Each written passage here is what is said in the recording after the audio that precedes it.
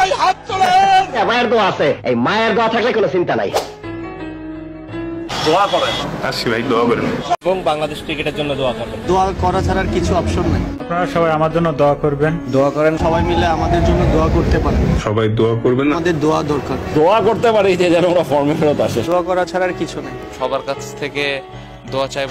মাথায় আপনাদের বুঝতে হবে সবসময় আমাদের কিন্তু next world cup, not this world cup. হচ্ছে মায়ের দোয়া ক্রিকেট টিম। করতে পারি যে যেন ওরা ফর্মে ফেরত আসে। শান্ত, লিটন। বাবারে, দোয়া আর দাওয়ার মধ্যে ডিফারেন্স আছে। দোয়াটা কখন দিবে? যখন একটা লোকের সব শেষ,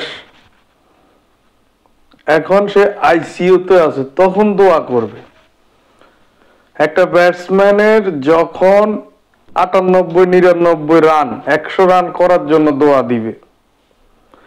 একটা দল যখন সব শেষ করে সেমিফাইনাল, ফাইনালে যায়, তখন এনা দোয়া দিবে। এখন আমাদের শান্ত দোয়া চায়, পাপন দোয়া চায়, সবাই দোয়া চায়। আরে বাবারে, দোয়াটা যাতে 0 রান করছে এর লাই কি দোয়া করব? যাতে 10 করতে পারে না এর লাই কি দোয়া করব?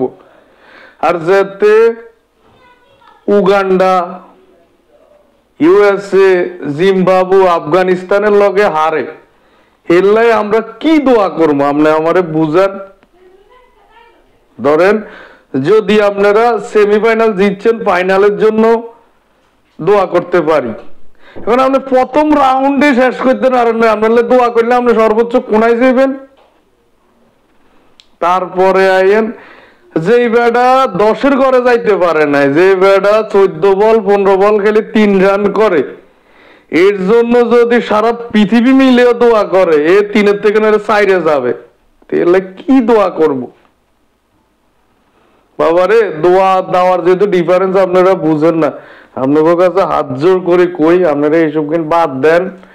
বাদ দিয়ে দেশে আয়, মসজিদের মুয়াজ্জিনের কাজ করেন। ইমামতি তো আর করতে পারবেন না, মুয়াজ্জিনি আজান দিবেন আর মসজিদ ঝাড়ু মাড়ু দিবেন, এই কাজটা করেন।